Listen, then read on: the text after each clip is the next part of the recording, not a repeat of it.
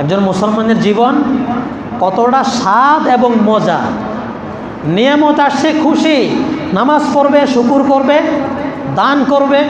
বিপদ আসছে, হতাশা নাই, কষ্ট নাই, বিপদ নাই, দুঃখ নাই, কারো কাছে কোনো গাওয়াগাওয়ি নাই, সবর ধৈর্য ধারণ করবে, সদাকা করবে, আল্লাহর সাহায্য চাইবে। আত্মহত্যা, এরপর নিজেকে ক্ষতি করে, এগুলো করবেন। চমৎকার একটা হাদিস বলি, বুখারীতে আসছে 5642-43, মুসলিমও আসছে। আবু হুরায়রা রাদিয়াল্লাহু তাআলা আনহু থেকে বর্ণিত, রাসূলুল্লাহ সাল্লাল্লাহু আলাইহি ওয়াসাল্লাম বলছেন, মা ইউসিবুল মুসলিমা মিন নাসাবিন ওয়ালা ওয়াসাবিন ওয়ালা হাম্মিন ওয়ালা হুজনিন ওয়ালা আযা ওয়ালা গাম্মিন হাত্তা শাওকাতি ইউশাকুহা ইল্লা কাফারাল্লাহু বিহা মিন খাতায়াহু।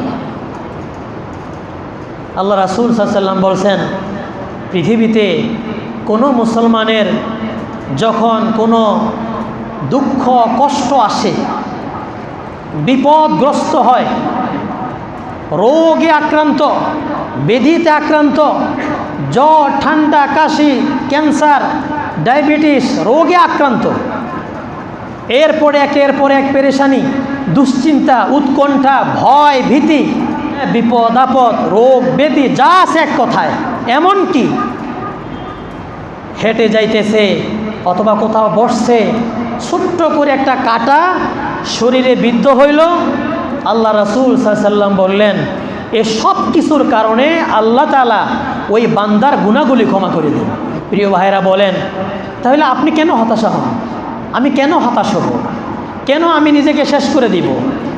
আমি জীবনে থাকতেই চাইতেছি না, আত্মহত্যা কেন করব? না, আমার জীবনে পেরেশানি আসছে, আমি ধৈর্য ধারণ করি, আল্লাহ পেরেশানির মাধ্যমে আমার গুনাহগুলি ক্ষমা করছেন। আমার জীবনে দুশ্চিন্তা আসছে, আসুক, আমি সবর করব, আল্লাহর কাছে সাহায্য চাইব, ধৈর্য ধারণ করব, আল্লাহ আমার গুনাহ ক্ষমা করে দিবেন।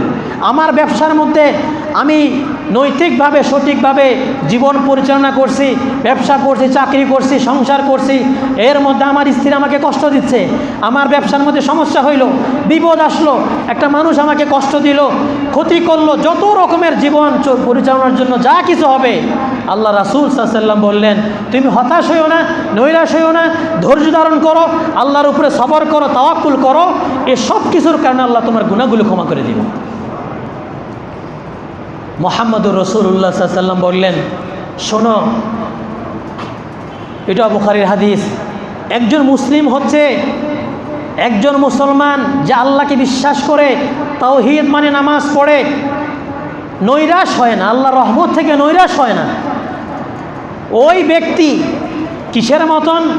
আল্লাহ রাসূল সাল্লাল্লাহু আলাইহি ওয়াসাল্লাম বলেন, এই যে কৃষি জমির মধ্যে ছোট্ট করে কৃষি গাছটা আমরা বপন করি, ছোট গাছ, নরম, রাসূল বলেন একজন মুসলিম, একজন মুমিনের দৃষ্টান্ত ওই ছোট্ট একটা নরম গাছের মতো। এই গাছ একদিকে যখন বাতাস আসে, এই গাছটা এইদিকে কাত হয়ে যায়, আবার ওই দিক থেকে বাতাস আসলে এই গাছটা এদিকে কাত হয়ে যায়। বাতাস যখন বন্ধ হয়ে যায়, গাছটা স্থির থাকে, থাকে না ভাই? রাসূল বললেন, এই হচ্ছে মুসলিমের দৃষ্টান্ত। আর মুনাফিক, ফাসিক, যে মুমিন নয়, ফাসিকের দৃষ্টান্ত শক্ত ভূমিতে একটা শক্ত গাছের মতন, যে গাছ কোনো বাতাসে চলে না, বাতাস আসে এই গাছ এদিকে চলে না, আবার এই গাছ এদিকে চলে না, শক্ত হয়ে থাকে।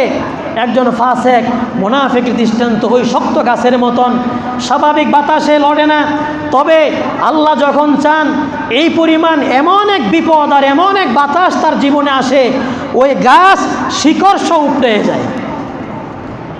আর পরের হাদিসে রাসূল বলছেন, আর ওই যে মুসলমান একজন মুমিন, তার দৃষ্টান্ত হচ্ছে ওই যে নরম ছোট্ট একটা গাছের মতন, বিপদ যখন আসে তখন এই দিকে হেলে যায়, আবার এই দিক থেকে বাতাস যখন আসে এই দিকে হেলে যায়, বাতাস যখন বন্ধ হয়ে যায়, স্থির হয়ে যায়। মুহাম্মদুর রাসূলুল্লাহ সাল্লাল্লাহু আলাইহি ওয়াসাল্লাম আমাদেরকে সাহস দিলেন, হিম্মত দিলেন, শোনো মুসলিম, তুমি যদি তাওহীদবাদী হও, নামাজি হও, আল্লাহর রহমতের উপর তোমার দৃঢ় বিশ্বাস থাকে, আল্লাহর উপর ভরসা থাকে, শোনো, একজন মুসলমানের দৃষ্টান্ত এটা, বিপদ আসবে তো মুসলিম এদিকে একটু হেলবে, আবার এই দিকে থেকে বিপদ আসবে, এই দিকে হেলবে, তবে সে ভেঙে পড়বে না। আবার যখন বিপদ থেমে যাবে, আবার আল্লাহর উপরে সে স্থির থাকবে, তার জীবন স্থির হয়ে যাবে। মুসলমানের জীবনে বিপদ আসলে এদিক সেদিক একটু হবেই, কিন্তু মুনাফিকের জীবনে, ফাসিকের জীবনে বিপদ আসলে তার মন নরম হবে না, সে অটল থাকবে। তার জীবনে এমন এক বিপদ আসবে যে বিপদের কারণে তার জীবন ধ্বংস হয়ে যাবে। প্রিয় ভাইয়েরা, এই জন্য আমাদের জীবনে নানা রকম পেরেশানি আসে, দুশ্চিন্তা আসে। একজন মুসলমানের সামনে যখন এই হাদিসগুলো, রাসূলুল্লাহ সাল্লাল্লাহু আলাইহি ওয়াসাল্লামের কথাগুলো থাকবে, সে কেন হতাশা হবে? তার মনে সাহস আসবে। সে সবর করলে, ধৈর্য ধারণ করলে তার জীবনে কোথাও কোনো ব্যর্থতা নাই।